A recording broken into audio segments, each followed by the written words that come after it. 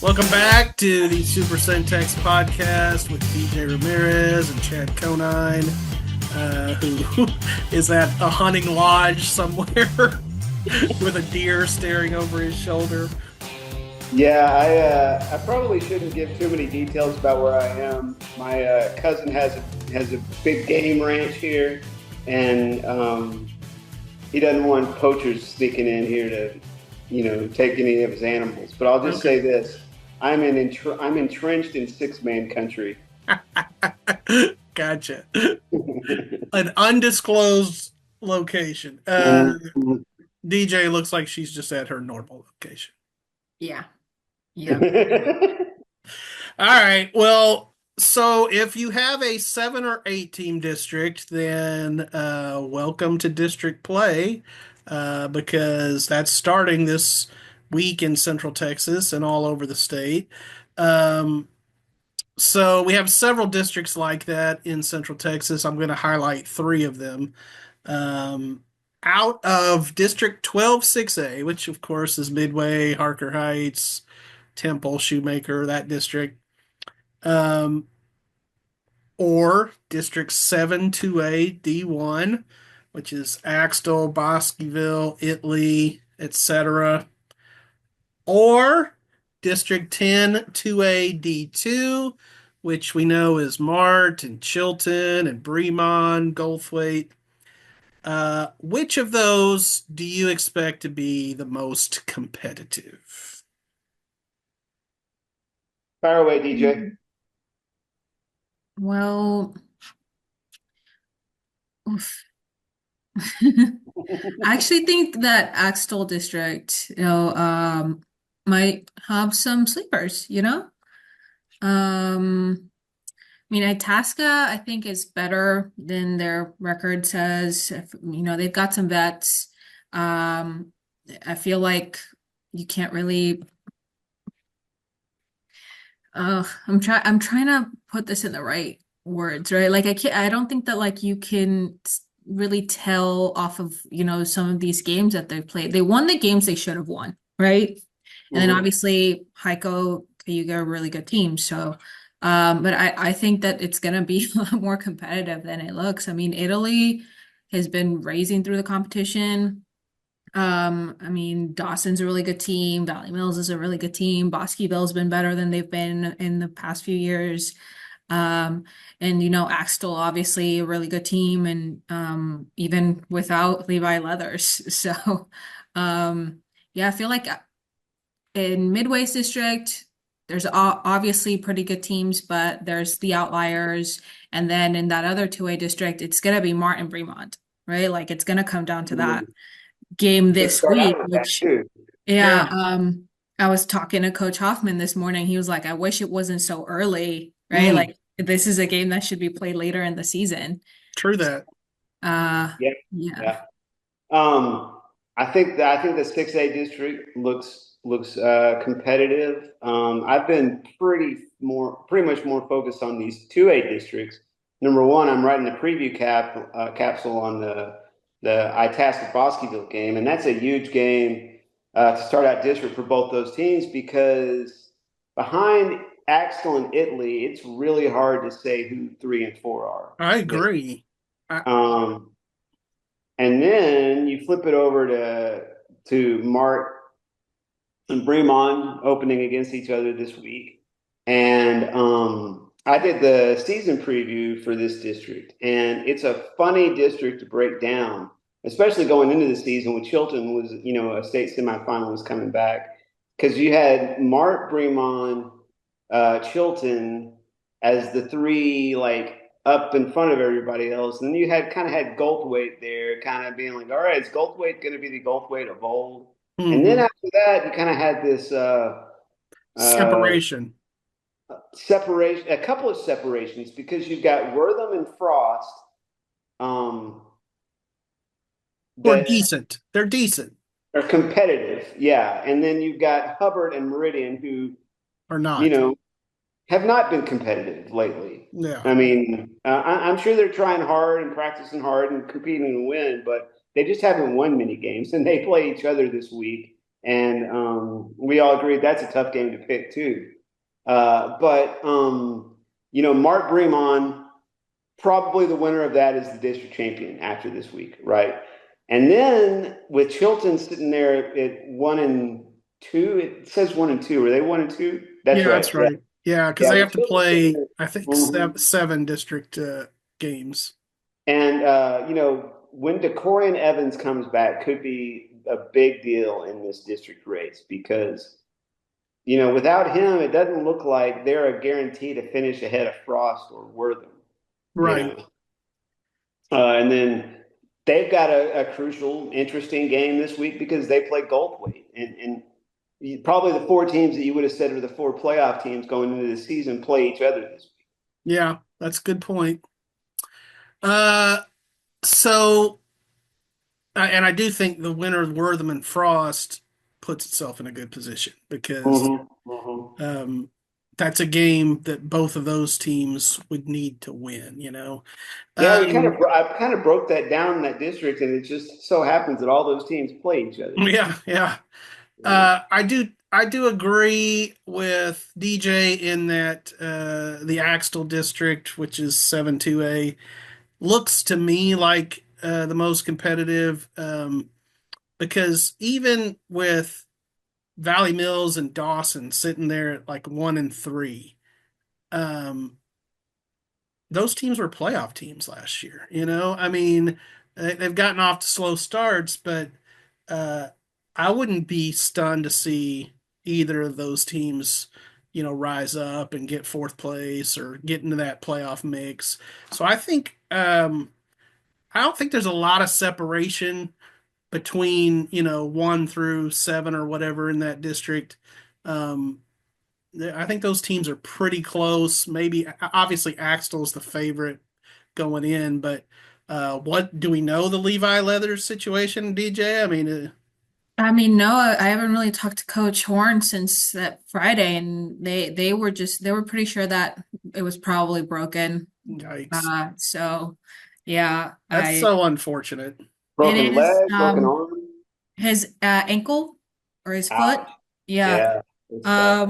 Yeah, I don't know. I don't really have an update on that, but I mean AJ Fetch looked really good. So I don't think Axel's really worried about not having a quarterback because the kid who stepped up, and and to have a night like that, score your first varsity touchdown while your family's going through, a loss. I think his dad lost his best friend that morning.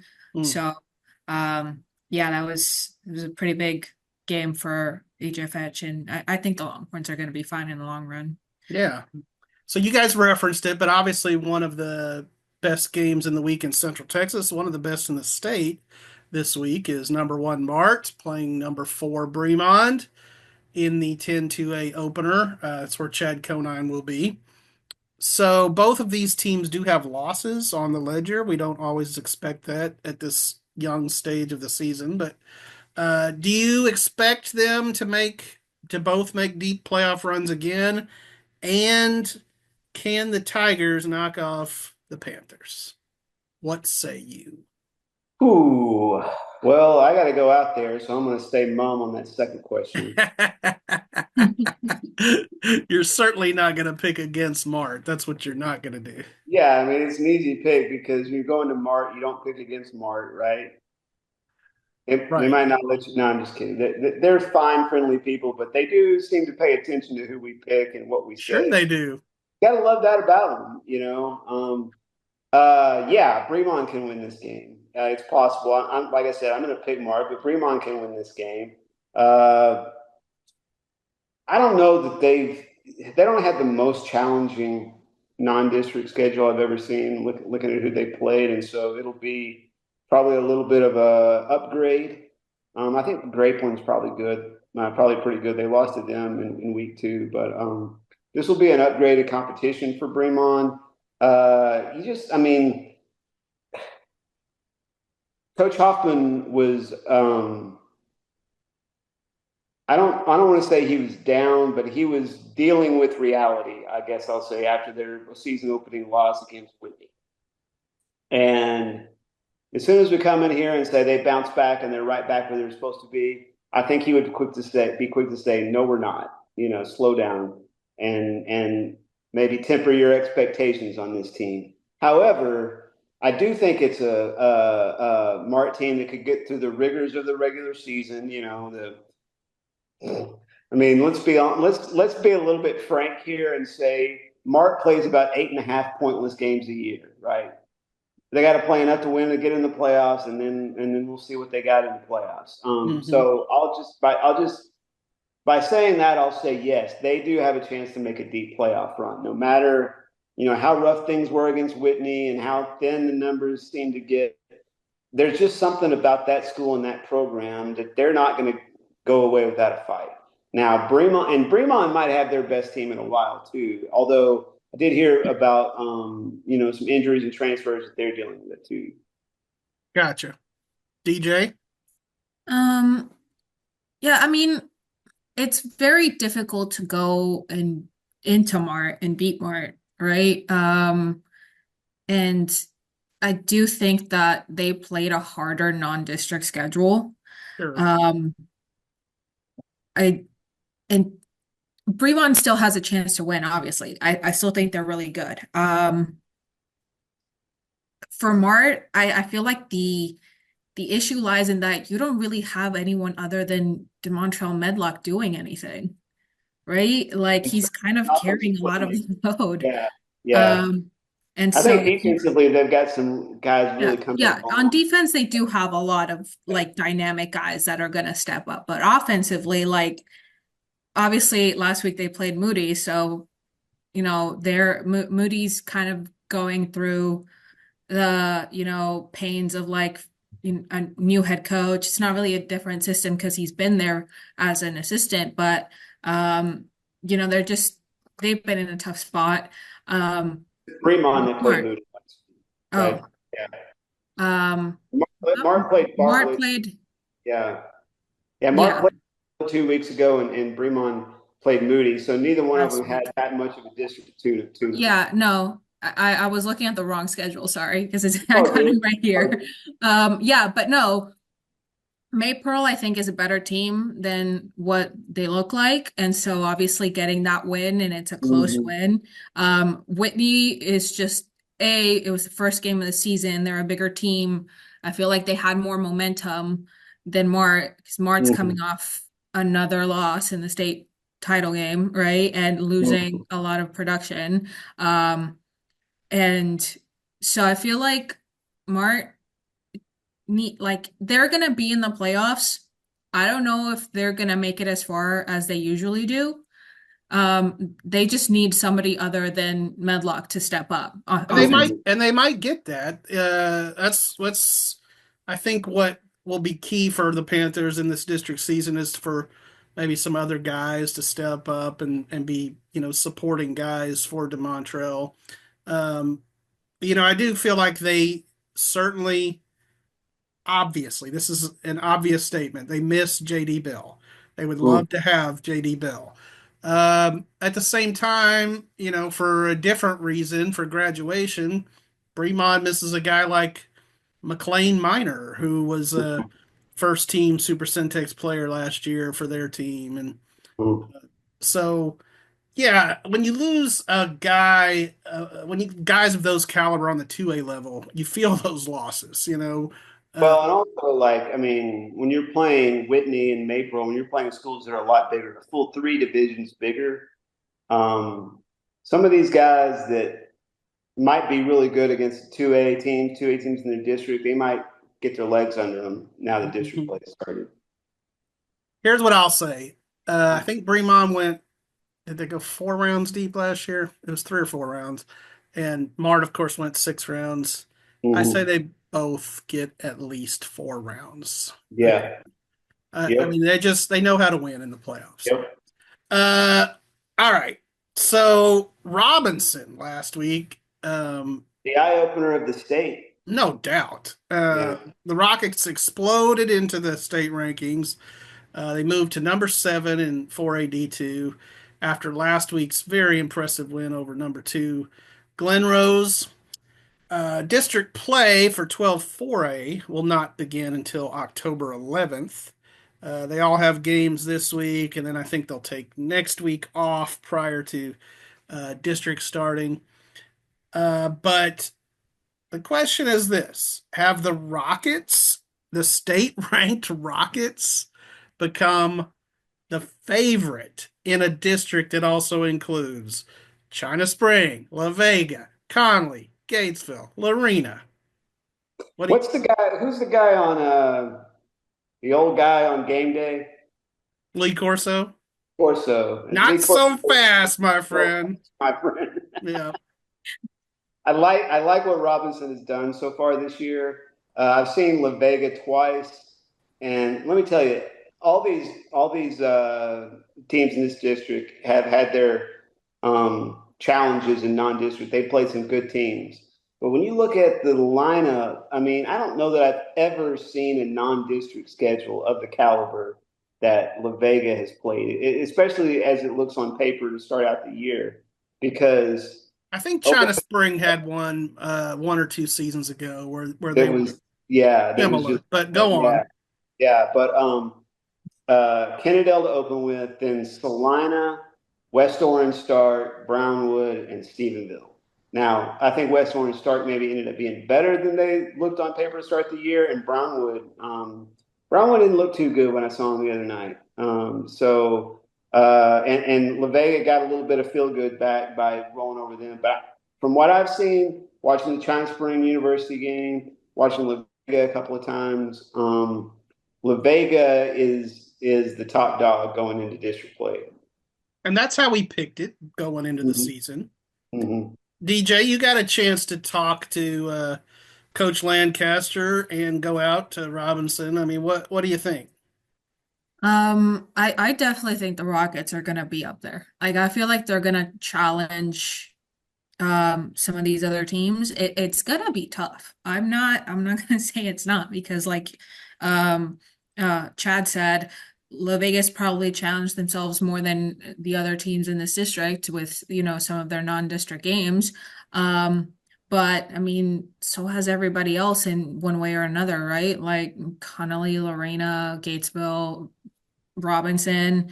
Uh, they have had some really tough games. I mean, the Alvarado game for Robinson was the one that Coach Lancaster kind of pointed to as if they don't lose that game, if they don't play a team of that caliber, then they don't beat Glen Rose, Yeah, right? Mm-hmm. They I don't thought learn that from was an that. interesting quote that you had from him. Yeah. I think Robinson's gonna surprise some people once they get into district play.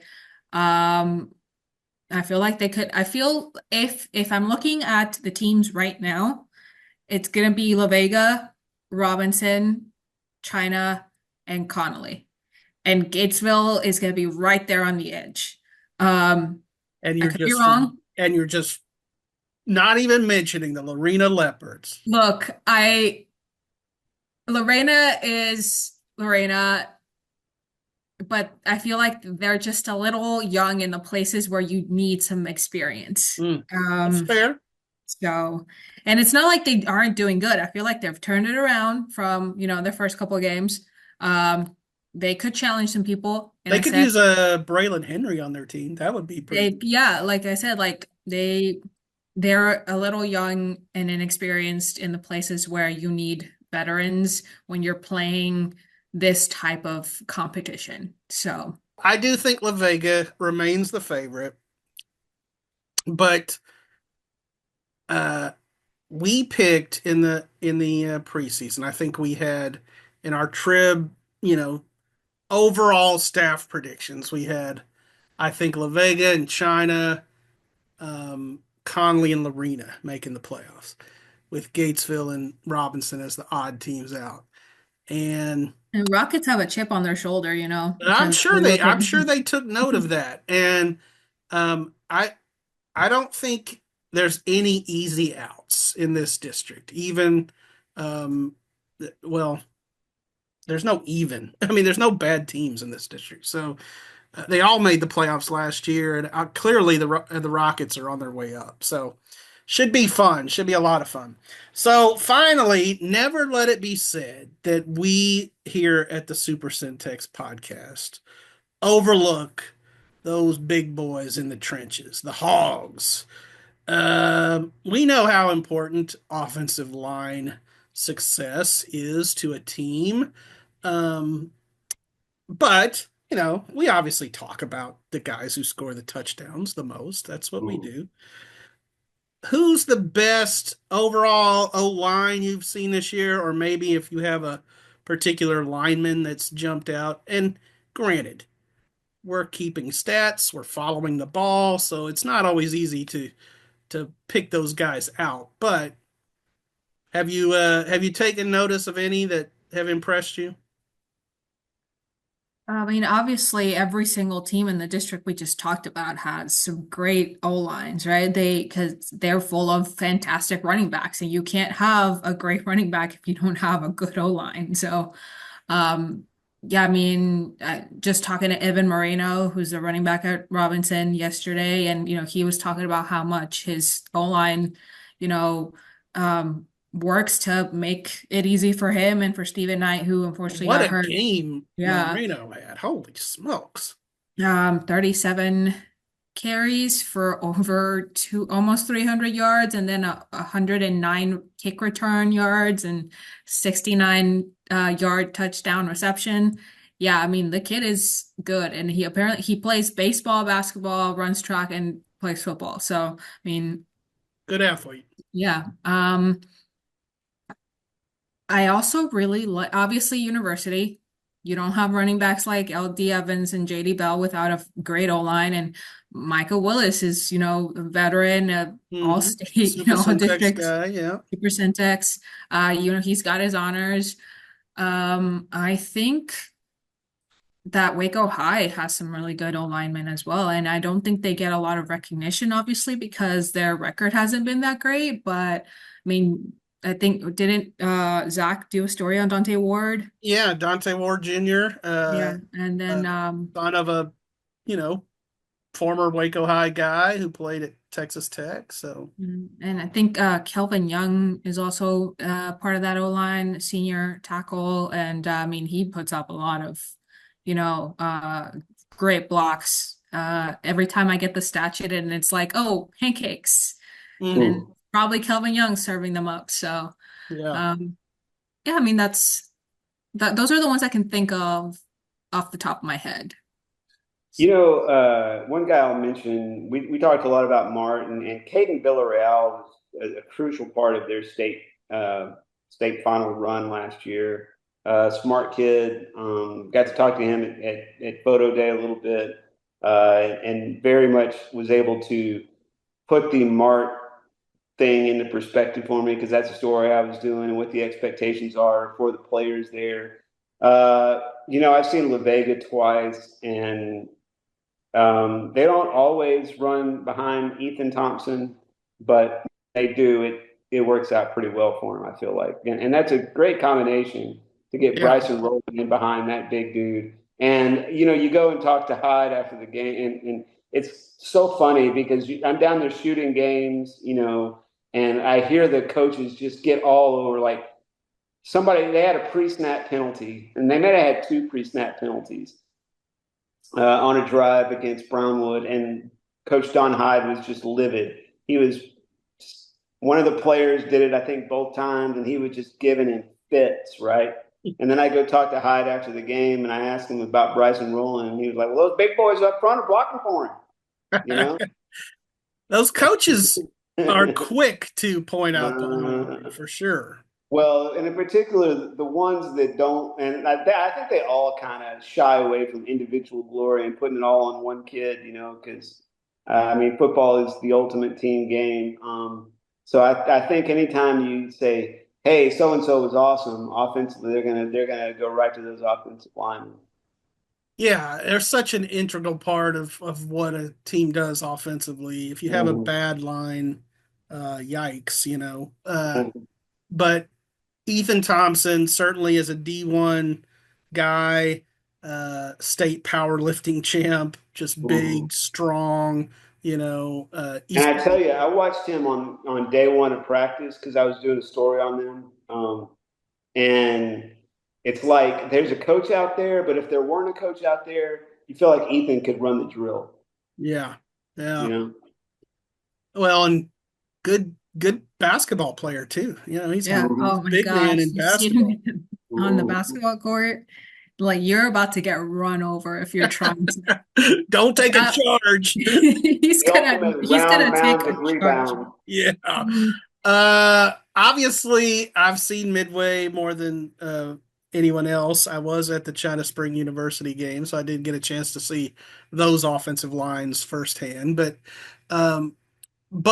when I have talked to Joe Gillespie after many a game this year, he has pointed out the success of the O-line, and they're a big key to what Cash Pullen and Lathan Wissington are doing offensively. I mean, you don't rush for like what Wissington's been doing without some good play up front. And the guy I'll point out in that regard is Michael Collins, 6'3", 270.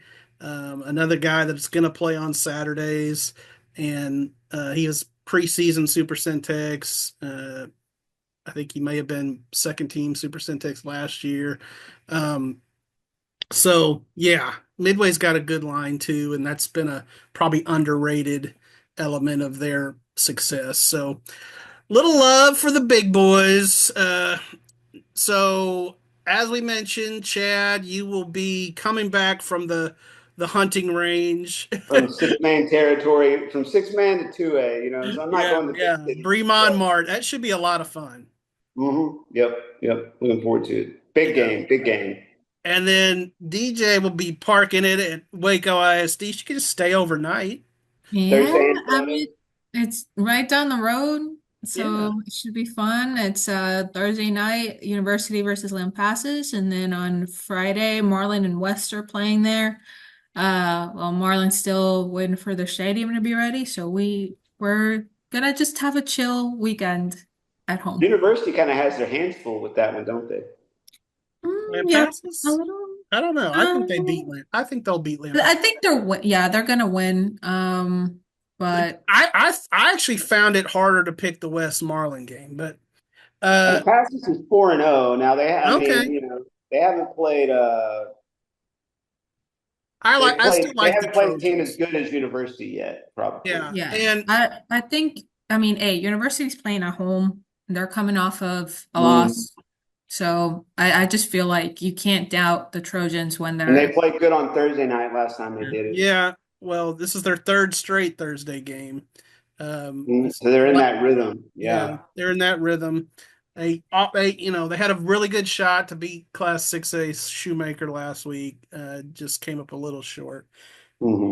I will be down in Killeen at Leo Buckley Stadium on Friday night for the District 12 6A opener between Midway and Harker Heights. That's been a good rivalry in recent years. So, by the way, Leo Buckley's not a bad pregame meal spot. They usually have a pretty decent spread. Maybe not quite Gatesville level. It's not Gatesville, but it'll do. It'll do. You will not go hungry at Leo Buckley. So good job, folks in KISD. Well, me and Mom are about to make steaks, so you can make some venison. We're gonna make some steaks, and then we're gonna go out looking for more deer. All right. See ya. Don't shoot your eye out. No, can't shoot. I'm taking pictures. Okay.